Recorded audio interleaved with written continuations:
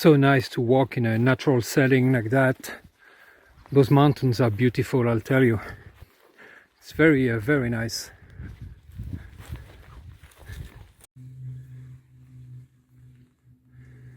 Wow, I found some kind of cave here and it seems to be very deep, and I'm certainly not going to try to go in there. I don't have any equipment and nobody with me, so forget that. But this might be something interesting for prepping, for hiding maybe. Amazing stuff. There is a marking here, 37U6. No idea, but I'm sure it's referring to this big hole here. And here's another one. This place is like Swiss cheese. Apparently it goes some ways too, but I think I'm a little too fat to fit in there. Well, maybe not. But I wonder how far it goes.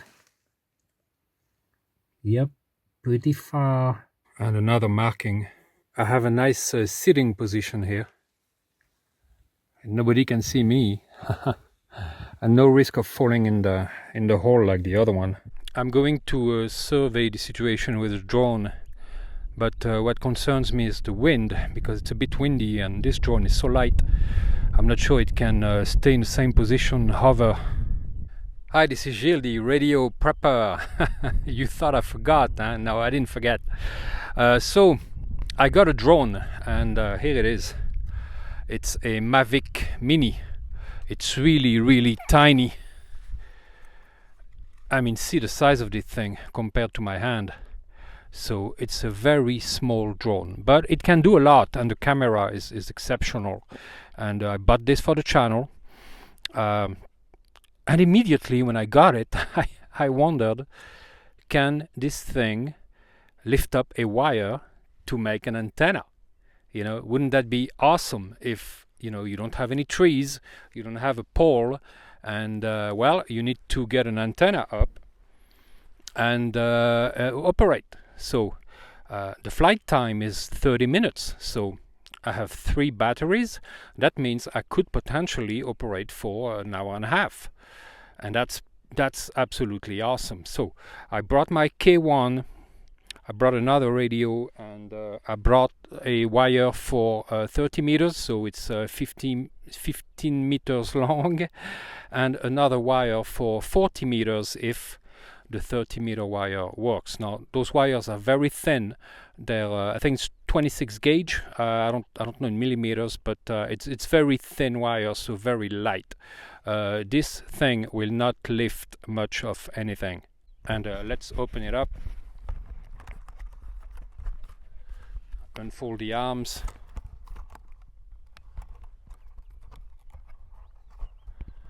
And there you have it. Mavic Mini. Awesome little drone. Also, it's below 250 grams, and that's very important in a lot of countries, because then like Canada especially, because if you get a drone that's above 250 grams or at 250 grams and above, you need to get a license, a pilot's license, and that's a whole shebang that you have to go through. France is very restrictive as to the zones you can fly in, so and that's a shame, but you know, that's why I got also a very light drone, because there are less restrictions. But will it lift a wire? We'll see. But first, let's have a look around with this and see if there is anything around that would be a problem, or anybody, or you know, just to see if the wind also is not going to be too strong. The trick, of course, is to take off against the wind, so that you know, if the wind is too strong, you can get your drone back. Let's take off here. I probably can't see much with the sun.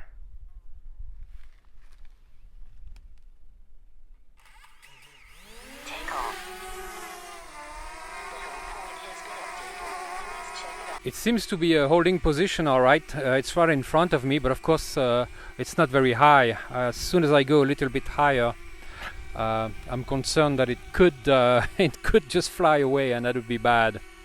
But let's try.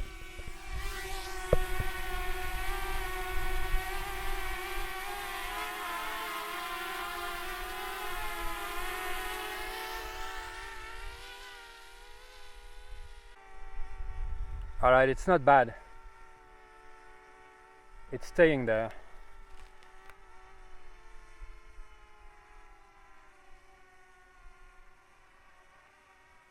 I think it's going to work, guys. I think it's not going to fly away.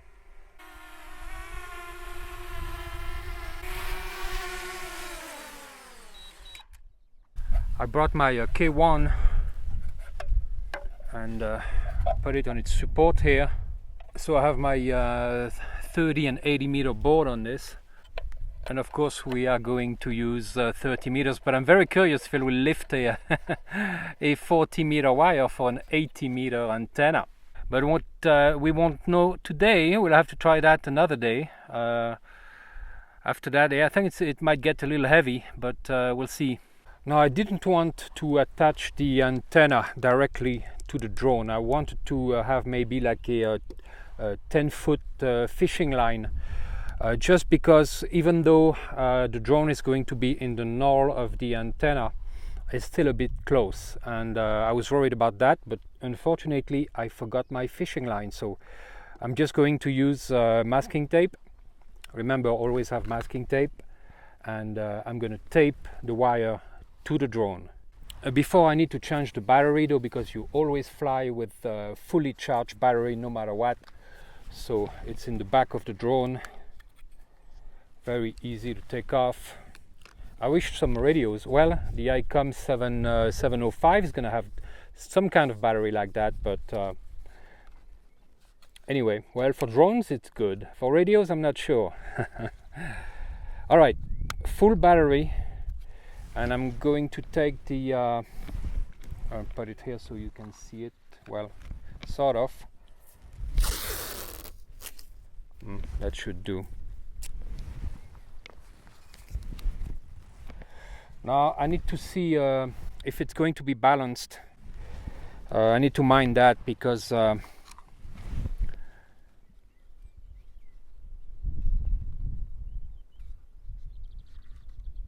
yeah, just about here.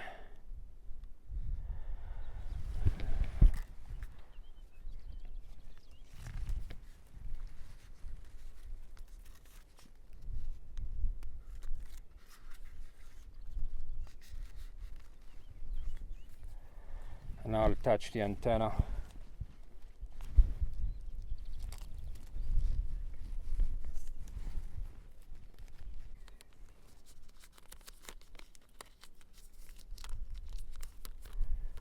All right, could be better. It could be better, but it's centered, and it should work. Now hopefully this won't get caught in the propellers, but hey, we won't know until we try. On the other end of the wire, I have a 6421 Unun built with an FT 82-43, so it's 3 turns primary and 24 turns total. So I'm going to attach that, and then attach the coax cable, and that's it. We'll take off and plug in the K1, try to make a contact. I'll have about 25-30 minutes. Should be enough, right? Alright, so the drone is ready here on my Pelican case. You have the wire, which goes to the 6421 transformer. Coax goes under a rock, so the drone doesn't take off with my K1. Just kidding, that would be impossible. And the coax goes into my operating hole, and K1's right there. Whoops, I have to be careful not to fall. And well, let's give it a shot. Whoa, it's working well so far.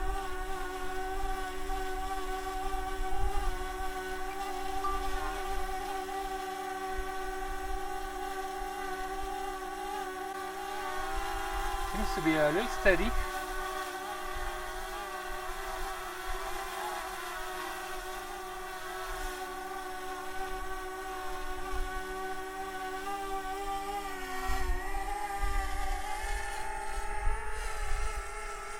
Yeah, Awesome.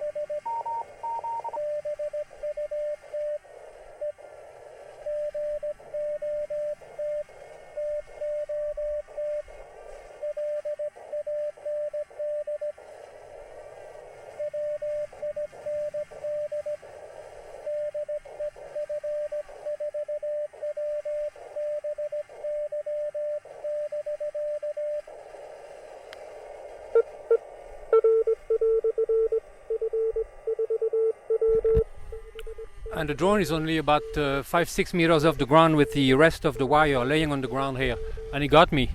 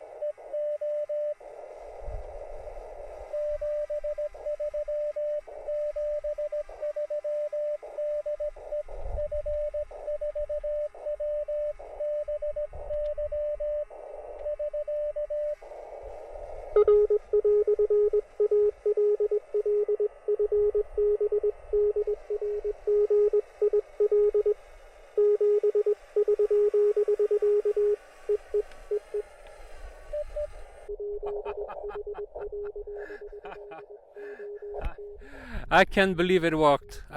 Just too windy though, way too windy.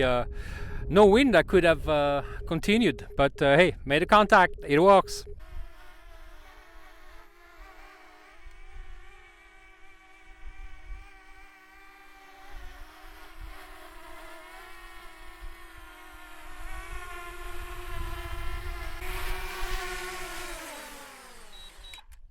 There is also a big depression in the ground here with what looks like maybe a fire pit. I can imagine people in dark robes dancing around the fire here, or getting drunk and doing drugs, one or the other. But it is a fire pit.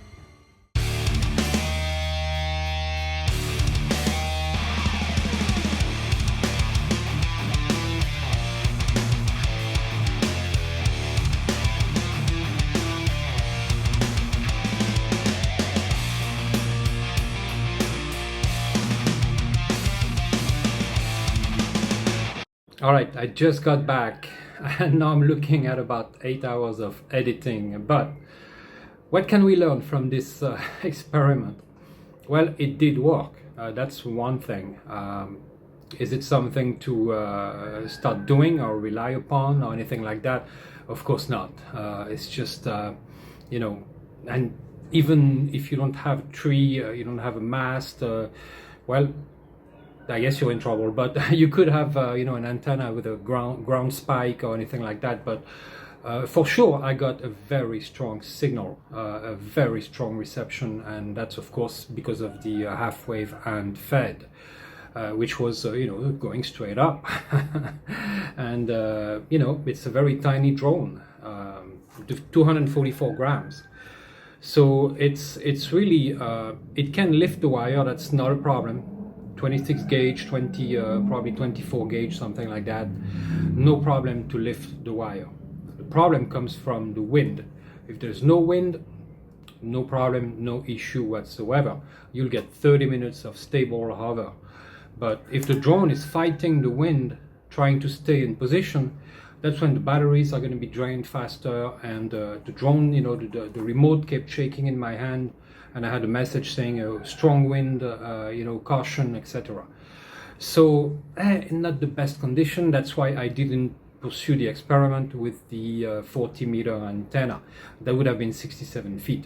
That one was 15 meters, so a little bit shorter, but not sure if there was a big difference. But also my concern that the RF from the antenna, even though it was in the null of the wire, would interact with the drone. Well, it didn't happen, so that's very good.